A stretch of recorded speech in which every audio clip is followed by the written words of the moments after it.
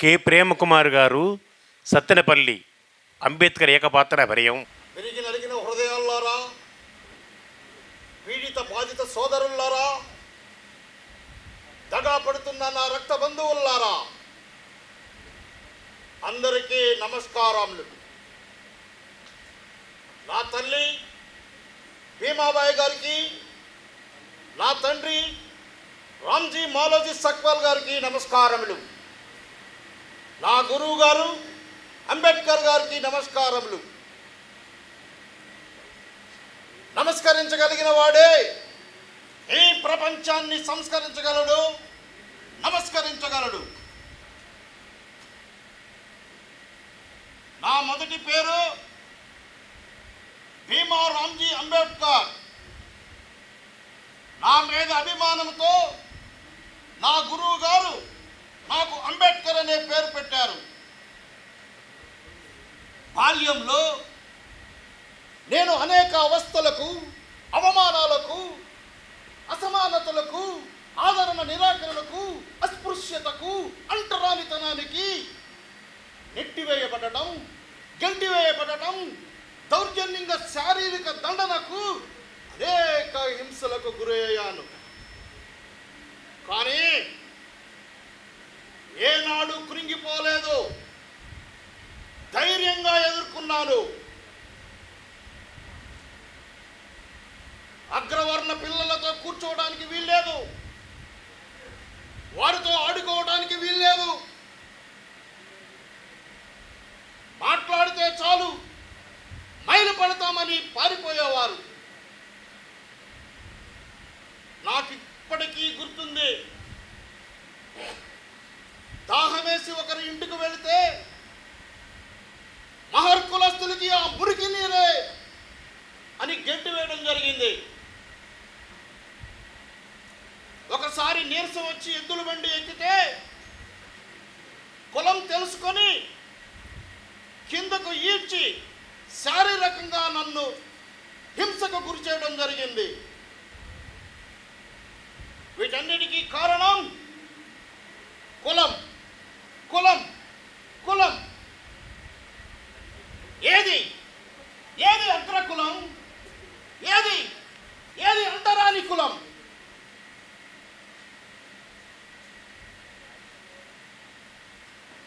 నా దృష్టిలో రెండు సమానమే.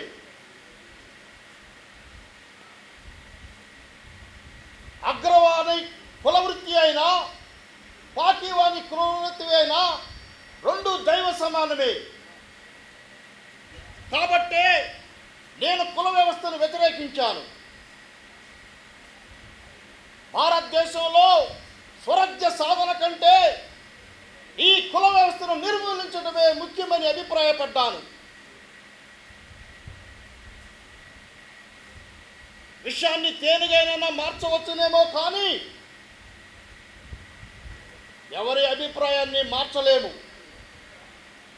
కానీ నా కుల ఛాందస్తవాదులారా, కులం, మతం మనిషిని నిర్వీర్యుణ్ణి చేస్తుంది, నిస్సహాయాన్ని చేస్తుంది. తన స్వశక్తి మీద కాకుండా పరాశక్తి మీద ఆధారపడేటట్లు చేస్తుంది. అందుకే కుల వ్యవస్థను నేను వ్యతిరేకించాను. ఒక కులం పునాదుల మీద మానవ జాతిని, నీతిని నిర్మించలేరు.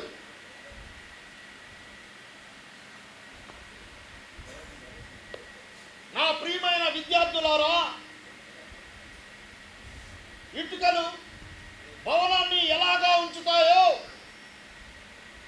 దేశాన్ని మీరు అలాగా నిలబెట్టాలి. విద్యార్థులు సత్ప్రవర్తన కలిగి ఉండాలి. చదివి వదిలేయడం కాదు. మండుతున్న కొవ్వొత్తి మనది కానట్లే గడిచిపోయిన కాలం తిరిగి రాదు. అందుకే సమయాన్ని వృధా చేయకూడదు. అజ్ఞానం అనేది మనిషి జీవితాన్ని, యావత్ దేశాన్ని, ప్రజాధికాన్ని అంధకారంలోకి తీసుకెళ్తుంది. కాబట్టి ప్రతి ఒక్కరూ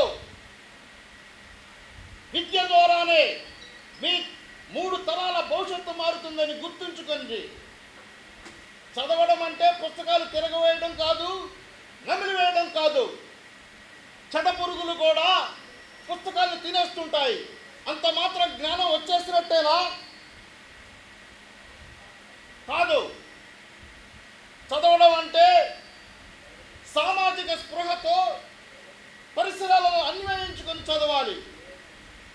కేవలం విద్య ద్వారానే సమాజంలో ఉన్న అజ్ఞానాన్ని ప్రారంభంలోని ప్రతి ఒక్కరు గుర్తెరగాలి. మై డియర్ జెంటిల్మెన్స్, మేధావులారా, ప్రశ్న వల్లనే పరిణితి చెందుతాం. ప్రశ్నించడం వల్లనే ప్రయోజనం పొందుతాం. ప్రశ్నించే తత్వం, పోరాడే తత్వం లేనిదే బానిసత్వం రాజ్యమేలుతుంది. ప్రశ్నించాల్సిన చోట మౌనంగా ఉండటం, మౌనంగా ఉండాల్సిన చోట ప్రశ్నించడం రెండూ తప్పే. అజ్ఞానం అనేది మార్పుకు భయపడుతుంది. మార్పుకు భయపడకూడదు. మార్పుకు భయపడకుండా ధైర్యంగా ఎదుర్కోవాలి. ఎవరిని భయపెట్టకూడదు, ఎవరికి భయపడకూడదు. ఇదే భారతీయుల తత్వంగా ఉండాలి. మేధావి యొక్క మౌనం ప్రపంచానికే పెను ప్రమాదం.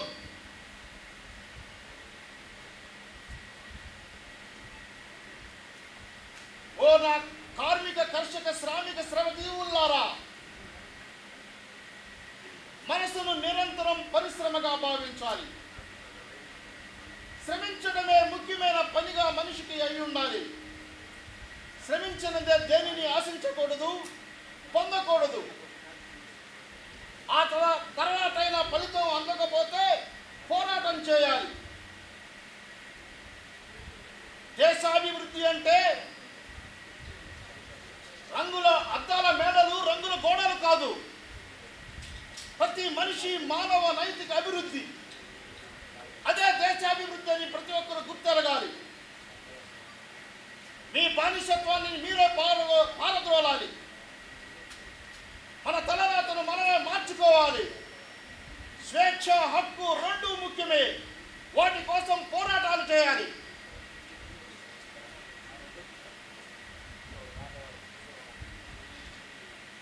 మా భరత్ మాతాజీ ధన్యవాద్.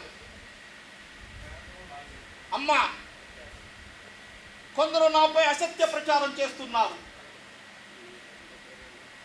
నిందారోపణలు చేస్తున్నారు.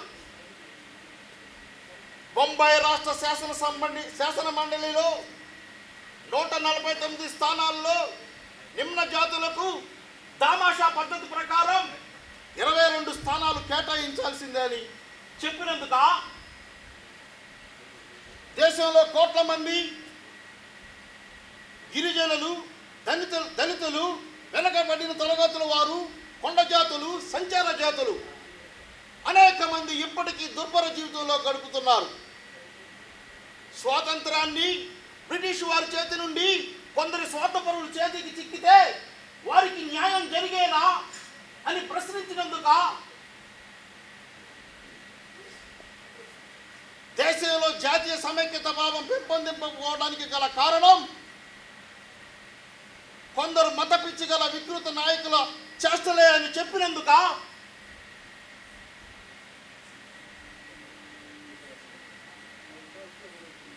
మానవుడి నుండి మానవుడే ఆవిర్భవిస్తాడని మానవ పరిణామ శాస్త్రం చెప్తుంది. కానీ ఈ మతం ఎక్కడిది? ఈ కులం ఎక్కడిది? కొందరు నన్ను బ్రిటిష్ తత్వాన్ని అంటున్నారు, బాహాటంగా విమర్శిస్తున్నారు, ఆందోళనలు చేస్తున్నారు. బొంబాయి బ్రిటిష్ గవర్నమెంట్ రాష్ట్ర సలహా సంఘ సభ్యునిగా నియమించినందుకు గాను వారి కపట ప్రేమ ఏమిటో నాకు అర్థమైంది. సైమన్ కమిషన్కు సహకరించేందుకే వారు నన్ను సభ్యునిగా ఎంచుకున్నారు. ప్రపంచాన్ని జయించాలని హిట్లర్ చూస్తున్నాడు. అందుకే అమెరికా, రష్యా బ్రిటన్లతో యుద్ధం చేస్తున్నాడు. బ్రిటన్ భారత్ను సహాయం కోరింది. ఈ క్లిష్ట పరిస్థితిలో బ్రిటన్కు సహకరించమని భారత్ను సూచించాను. కారణం, ఈ యుద్ధంలో కనుక బ్రిటన్ ఓడిపోతే భారతదేశం హిట్లర్ ఫాసిజం కింద వస్తుంది. అప్పుడు స్వరాజ్య సాధన కోసం జర్మనీ నుంచి మరొక 300 ఏళ్ళు పోరాటం చేయాల్సి వస్తుంది. ఇది చెప్పినందుకు నన్ను బ్రిటిష్ తత్వాన్ని విమర్శిస్తున్నారు.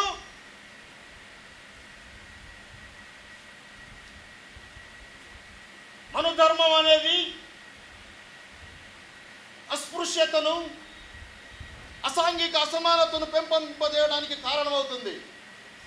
అందుకే దాన్ని వ్యతిరేకించాను. బ్రిటిష్ ఇండియా ప్రభుత్వం కార్యనిర్వాహక సభ్యుల్లో నన్ను సభ్యునిగా నియమించింది. నిమ్న జాతుల వారి విముక్తి కొరకు అవతరించిన మోజేష్ అని నన్ను వర్ణిస్తుంటే బ్రిటిష్ తత్వాన్ని నన్ను కొందరు విమర్శిస్తున్నారు. అయినా పర్వాలేదు. చాలామంది ప్రపంచాన్ని ఎలా మార్చాలో అధ్యయనం చేసి వ్యాఖ్యానించి ఊరుకుంటారు. కానీ ఎలా మార్చాలో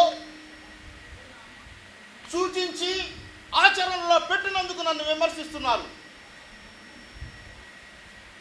అంతే తప్ప నా భావనలు అన్నీ కూడా భరత్మాత ముందు మీ అందరితో పంచుకోవాలని, బహిరంగంగా నా అభిప్రాయాలన్నీ మీ అందరితో వెల్లడించాలని, నా మనోభావాలను అందరినీ మీతో పంచుకోవాలని ఎన్నాళ్ళ నుంచో నేను మనోవేదన పడుతున్నాను.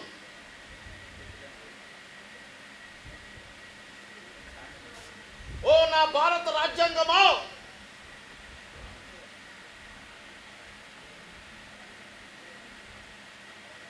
ఇది రాజ్యాంగమే కాదు, న్యాయవాదులు పత్రమే కాదు, ప్రతి మనిషి జీవిత మాధ్యమం. రాజ్యాంగ రచన అనేది చాలా సంక్లిష్టమైన ప్రక్రియ. దానికి విస్తృతమైన విషయ పరిజ్ఞానం, విశాలమైన దృక్పథం, రాజకీయ పరిణితి, అధిక సేవా సంపత్తి అవసరం. 1935 బ్రిటిష్ ఇండియా చట్టాన్ని అనుసరించి రాజ్యాంగాన్ని రచించాలని మమ్మల్ని సూచించారు. ప్రపంచంలో చాలా దేశాలు రాజ్యాంగాల్ని అధ్యయనం చేసి రాజ్యాంగాన్ని రచించడం జరిగింది. మొదట్లో ముసాయిదాపై కొన్ని విమర్శలు వచ్చాయి.